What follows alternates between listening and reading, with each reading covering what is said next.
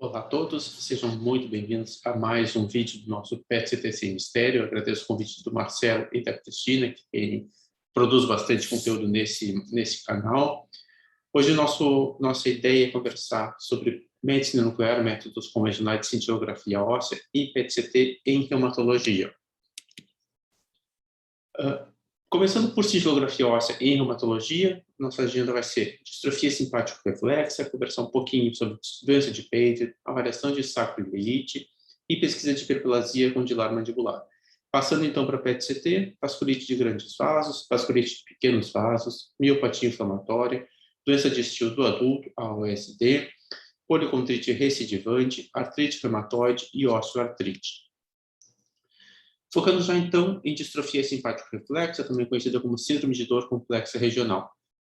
Quando a gente pensa em cintilografia óssea com MDP, é importante a gente lembrar quem é o nosso paciente que chega para fazer a avaliação de distrofia simpático-reflexa. É um paciente que tem dor, sensibilidade aumentada, inchaço e instabilidade vasomotora em um dos membros, normalmente numa das mãos ou num dos pés.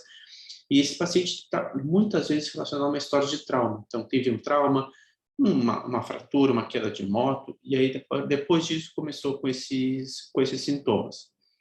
Quando a gente fala de cintilografia óssea, então é importante a gente fazer as 3 etapas das imagens. Então, imagens de fluxo, imagens precoces e imagens tardias, as imagens mais comuns de cintilografia óssea. O que a gente enxerga? A gente enxerga, então, um aumento de fluxo, um aumento do pool e um aumento da atividade plástica no membro acometido, envolvendo as articulações do punho e as pequenas articulações da mão, inclusive as interflanginas proximais e distais. Isso é importante, a gente lembrar que envolve as proximais e as distais. E é um padrão de sinovite. A sensibilidade varia muito, varia alguma coisa como 14% a 100% no diagnóstico, e a especificidade é de 50% a 100%. E por que a sensibilidade varia tanto? Porque é uma doença que é um contínuo de apresentação, então ela pode apresentar mais tardiamente, sem tanta alteração de fluxo, sem tanta alteração de imagens de pool tecidual, das imagens precoces, e mesmo assim a gente não consegue, não deixa de ser distrofia simpática reflexa, mas já em estágios mais avançados, ou já normalizando essas imagens iniciais. Pensando em doença de Paget, também com MDP, é um paciente que a gente tem aumento de fluxo, um aumento de pool tecidual, e na fase tardia, que é a fase mais característica, um aumento importante, um acúmulo importante do radiotraçador, com uma distribuição uniforme, que se inicia na margem articular do osso acometido e tem uma progressão contínua. Nos ossos longos, a gente enxerga o bordo, onde a gente vai terminando o acometimento, ele tem um aspecto de chama, como se fosse um V. E aí, isso para os ossos longos. Nos ossos de bacia, nos ossos não longos, a gente tem esse mesmo comportamento de acometimento difuso. E é importante a gente lembrar que é uma doença que pode ser monostótica ou poliostótica. Então, não podemos deixar de valorizar o aspecto de Paget por ser um ou mais ossos acometidos. Passando para sacroileite. Sacroileite é uma condição que não é rara, mas que é um pouco desvalorizada. É um paciente que chega no consultório do médico assistente com uma dor lombar, uma dor que não está explicada de forma satisfatória, já fez normalmente vários tipos de tratamentos analgésicos, com anti-inflamatório. É uma dor que é mal valorizada, é uma dor que muitas vezes é sugerida como sendo apenas mecânica. E aí, quando a gente recebe esse paciente, é importante que a gente faça de novo as imagens trifásicas. Então, novamente, um aumento de fluxo, um aumento de pool e um aumento da imagem tardia nas articulações sacroiliacas. E a gente pode fazer o diagnóstico de 2 formas. Pode ser o diagnóstico visual, então eu enxergo um aumento de captação nas sacroiliacas, na imagem tardia, e isso me favorece, assim como de pool e fluxo, favorece a sacroileite, mas eu posso adicionar, então, os índices de quantificação. Quando a gente adiciona esses índices de quantificação, ou seja, a gente faz uma ROI na articulação sacroiliaca e compara com a atividade no sacro, isso para as imagens tardias, a gente aumenta bastante a especificidade e o valor preditivo positivo. Então, a gente tem maior embasamento do nosso diagnóstico. E que valor que a gente deve considerar como normal? Os artigos variam um pouco entre 1.2 e 1.3 de relação, então acima de 1.2, acima de 1.3, a gente já começa a ser bastante mais confiante no nosso diagnóstico, mas se a gente generalizar que acima de 1.25 de relação da captação média da sacroiliaca com o sacro, a gente tendo um valor acima de 1,25, a gente já pode valorizar muito e favorecer muito o diagnóstico, obviamente, quando a gente tem uma suspeita clínica de sacroiliite. E passando, por último, para hiperplasia condilar em ATM, hiperplasia condilar mandibular, são pacientes jovens, normalmente, com desvio de queixo contralateral, eles têm dor e uma dificuldade de oclusão mandibular. Além das imagens que já viraram, nesse nosso quesito reumatológico, já viraram tradicionais de fluxo e precoce, a gente fundamentalmente precisa adquirir imagens em SPECT. E aí a gente faz a quantificação, a gente quantifica um côndilo mandibular esquerdo e o direito e faz uma relação de quantificação. Se a gente tem uma diferença acima de 10%, de 10 pontos percentuais entre uma relação e outra, então assim, o normal é o TX para cada lado, podendo ser mais ou menos 5% para cada lado. Quando essa relação passa de 10%, então eu tenho, por exemplo, 40% de captação no lado e 60% de captação no outro, ou maior do que isso, ou a gente já favorece muito que seja uma hiperplasia condilar mandibular do lado que está mais intenso. Só que nem sempre também a gente tem uma hiperplasia unilateral, a gente pode ter uma hiperplasia bilateral. Então, o SPECT ele nos auxilia muito nisso, ele nos facilita muito identificar essa hiperplasia mandibular unilateral, e quando a gente fala em hiperplasia mandibular bilateral, mesmo que a gente faça a relação de captação esquerda-direita ou direita-esquerda, eu vou ter um aumento de captação bilateral, e na relação a gente não tem uma diferença acima de 10%. Então, para isso, a gente faz a relação de captação com o clivus, que é uma outra estrutura óssea que a gente enxerga, e aí no mesmo nível das ATMs, e quando a gente faz uma relação em relação ao clivus, uma relação acima de 1,4 da ATM em relação ao clivus, favorece muito que seja hiperplasia condilar mandibular. Mudando de cintilografia óssea em reumato para PET-CT com 18 FDG, a gente classicamente está acostumado a pensar em PET-CT com FDG para câncer. Então, câncer ou avaliação de doenças neurodegenerativas, como a gente já tem visto em muitos dos nossos vídeos aqui no canal. Mas a gente precisa, então, passar para o aspecto inflamatório. De que forma que a inflamação propicia um aumento de captação de FDG. Então, as células imunes, elas aumentam o consumo de glicose para sintetizar os biosubstratos inflamatórios. E isso acontece basicamente nessa rota, que é uma rota não cabe explicar de forma muito intensa aqui, mas o que acontece? Os macrófagos e os neutrófilos, eles necessitam de espécies reativas de oxigênio, os ROS, para fazer as suas ações bactericidas. E de que forma eles conseguem esses ROS? Pelos vários métodos, vários caminhos metabólicos celulares, que dependem basicamente de aporte de glicose. Então, se ele depende da glicose, e são métodos que consomem muita glicose para pouca entrega de ROS. Então, quanto mais intenso o processo inflamatório, maior o consumo, a internalização de glicose. Como a gente está falando em FDG, maior a internalização de FDG, que vai dar um maior sinal radiológico, um maior sinal radioativo. Então, eles dependem dessa internalização para ter o aumento da sua função natural, que seria a função bactericida. E aí, então, a gente passa para as doenças propriamente ditas. Pensando em vasculite de grandes vasos, é bastante útil o PET-FDG em casos de idosos que têm sinais inflamatórios de origem desconhecida. Um estudo, então, mostrou que em pacientes com esses sinais inflamatórios desconhecidos, a gente tinha 10,5% dos pacientes com vasculite de grandes vasos, e muitos deles não eram sinais inflamatórios específicos. Então, foram achados basicamente por não saber o que estava acontecendo, fez um PET e se encontrou vasculite de grandes vasos. Uma meta-análise com 21 estudos, envolvendo 413 pacientes e 300 controles, para arterite de células gigantes, uma sensibilidade de 90%, uma especificidade de 98%, então bastante altos os valores, e arterite de Takayasu foi em 87% a sensibilidade e uma especificidade de 73%. Concluindo, então, que o PET-CT ele é superior a outros métodos de imagem convencional para vasculite de grandes vasos, e em casos de arterite de células gigantes extracraniana e arterite de células gigantes com biópsia temporal negativa, ele ganha ainda mais importância. Passando ao momento do diagnóstico para o momento de segmento de doença. E aí a gente precisa separar muito a arterite de células gigantes de arterite de Takayasu, porque eles têm comportamentos muito diferentes.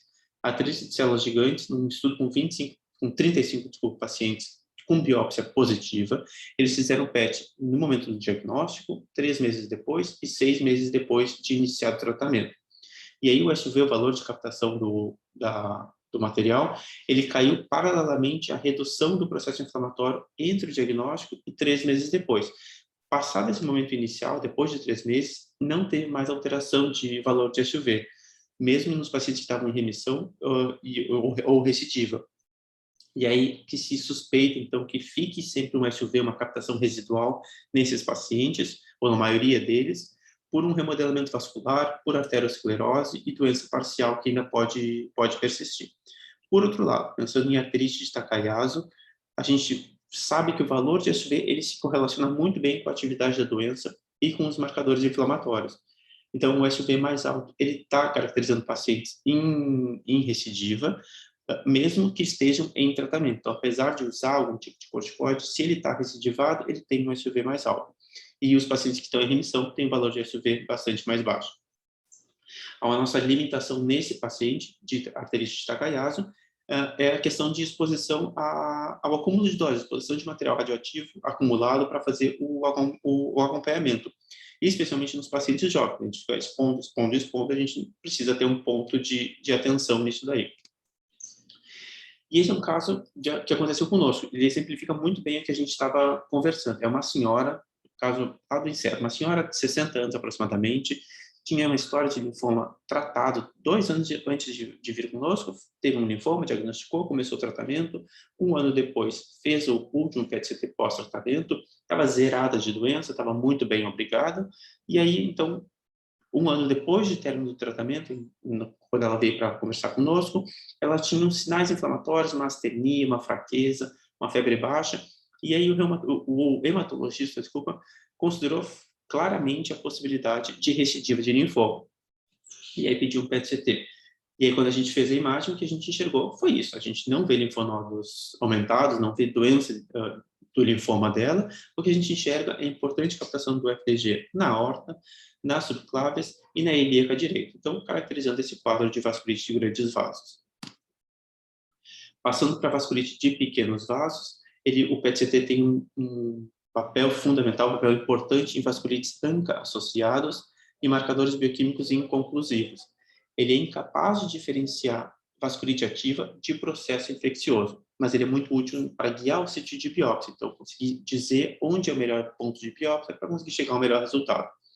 Ele, lembrando, tem uma maior sensibilidade para polengite granulomatosa ou granulomatose de Wegener, do que comparado com polengite microscópica ou polengite granulomatosa eosinofílica. E lembrando também que tem uma potencial falha no diagnóstico na glomerulonefrite e em vasculite ativa em pele, nervos e olhos. Mudando para a miopatia inflamatória, a gente tem um PET com uma sensibilidade variável de 33% a 66%, então não é uma sensibilidade brilhante, e tem uma captação muscular do FDG. A gente sabe que eletroneuromiografia, biópsia muscular e ressonância magnética têm maiores sensibilidade no diagnóstico de miopatia inflamatória. Por outro lado, o PET-FDG, ele ganha de que forma? Ele aumenta a nossa capacidade de diagnosticar malignidades subjacentes e doença pulmonar intersticial. E por que isso é importante? Porque a gente sabe que o risco de malignidades ele é maior nos 3 primeiros anos, logo após o diagnóstico da miopatia inflamatória. Um estudo, então, de 55 pacientes com diagnóstico recente de miopatia inflamatória conclui que o PET-CT ele não foi inferior ao pacote de exame físico, marcadores sanguíneos tumorais, tomo de tórax de abdômen com contraste e exame ginecológico em mulheres. Então, num exame único, a gente consegue agregar todas essas outras modalidades de diagnóstico sem prejuízo ao paciente. Olhando as imagens, então, a gente enxerga na imagem em preto e branco uma imagem de tórax com uma doença pulmonar intersticial. Então, essa é uma imagem do tórax de um PET de paciente. E a imagem colorida, a imagem fusionada, é uma imagem do paciente com neoplasia retal que tem metástases linfonodadas. Então, a imagem está um pouco pequena, mas ele tinha captação ali no reto com linfonodos retroperitoneais. Passando para a doença digestiva do adulto, a gente tem uma intensa atividade metabólica na medula óssea, 100% dos pacientes têm esse aumento de medula óssea, 90% deles têm aumento de captação no baço, 80% tem aumento de captação nos linfonodos e 75% captação aumentada em articulações. De forma menos comum, aumento de captação em pericárdio, pleura, glândulas salivares, pálpebras, músculos e grandes vasos sanguíneos. Esse padrão de captação associada à apresentação clínica favorece, então, que a gente pense em doença de estilo do adulto. A gente não é capaz, por esse padrão, então, medula, baço, linfonodos e articulações, diferenciar doença de estilo do adulto de linfoma, mas a gente consegue dizer onde é o melhor sítio de biópsia para, de novo, biopsiar no lugar certo e chegar no melhor diagnóstico possível. A gente tem uma redução de SUV após tratamento quando ele é bem sucedido, então isso é importante para acompanhamento de tratamento. E o SUV do baço, ele se relaciona com os valores de LDH e reflete, então, a atividade da doença. Policontrite recidivante, outra doença, é uma doença rara, de diagnóstico precoce e difícil. Um acúmulo de FDG acontece em áreas de cartilagem, especialmente em árvore traqueobrônquica, cartilagem costal, articulações, laringe, cavidade nasal, seios paranasais e nas aurículas. E a gente tem o PET, a gente vê que o PET-CT ele pode revelar um padrão de inflamação nasal e brônquica antes mesmo do surgimento dos sintomas respiratórios. Então, não precisa necessariamente que o paciente tenha queixas respiratórias para a gente valorizar esses achados no PET-CT. Nas imagens de cima, então, de cima à esquerda, a gente enxerga esse padrão de captação de árvore traqueobrônquica, linfonodos mediastinais, e na imagem de baixo, a gente enxerga a captação nas aurículas. E a gente, então, entende também que o padrão ele é específico, ele vai auxiliar no diagnóstico precoce, e a gente, sabendo como ele se comporta, a gente sabe que ele é capaz de diferenciar a doença recidivante de outras causas de febre nos pacientes, em terapia com imunossupressor de altas doses. Quando o paciente entra em remissão, essa captação desaparece. Então, a gente enxerga na imagem da direita, nas imagens da direita, é o mesmo paciente no momento do diagnóstico e pós-tratamento. Então, a imagem A1, por exemplo, a gente tem captação em árvore traqueobrônquica, e a imagem A2, essa captação já desapareceu. Mesma coisa para a captação articular, em A1 e A2. E aí vocês vejam, B1, B2, desaparece a captação dos linfonodos, C1 e C2, desaparece a captação nasal, mesma coisa para D1 e T2. Então, a gente tem essa melhora de captação, desaparece. Passando para a artrite reumatoide, o PET-CT tem nas articulações ativamente inflamadas, ele tem um aumento de captação, e por articulação ativamente inflamada, a gente tem uma articulação dolorida, uma articulação inchada e com um Doppler positivo. Esse padrão leva a uma sensibilidade de 90% de identificação de artrite reumatoide. E o SUV se relaciona com a severidade da doença clínica. Grande vantagem, o PET-CT avalia todas as articulações num exame só, incluindo a articulação atlantoaxial. Então, a gente não precisa fazer tomografias seriadas e ecografias ou raio-x, a gente num exame só faz todas as imagens de todas as articulações. Além do FDG, para a artrite reumatoide, existe outro traçador que não está disponível, é um traçador de uso bastante limitado, especialmente por questões de meia-vida e por capacidade de produção, que é um traçador que avalia macrófagos, como o PK-11195, marcado com carbono 11. E esses traçadores eles podem detectar as artrites reumatoides subclínicas, sendo mais sensível do que a ressonância magnética na doença subclínica, e predizer o risco de flare nos pacientes com remissão clínica. O paciente já entrou em remissão, o FDG não tem mais captação, mas o macrófago começa a aumentar a atividade, então a gente pode imaginar que vai entrar em flare esse paciente. E o padrão de distribuição da atividade, ele auxilia, então, a diferenciar a artrite reumatoide de outras doenças do tecido conjuntivo. O nosso padrão clássico de artrite reumatoide é essa captação em grandes e pequenas articulações, uma captação ponderada intensa, envolvendo ombros, cotovelos, punhos, articulações das mãos, preservando as interfalangianas proximais. Então, lembre que a gente conversou lá na cintilografia óssea que a síndrome de dor complexa regional, ela envolve as interfalangianas proximais e distais.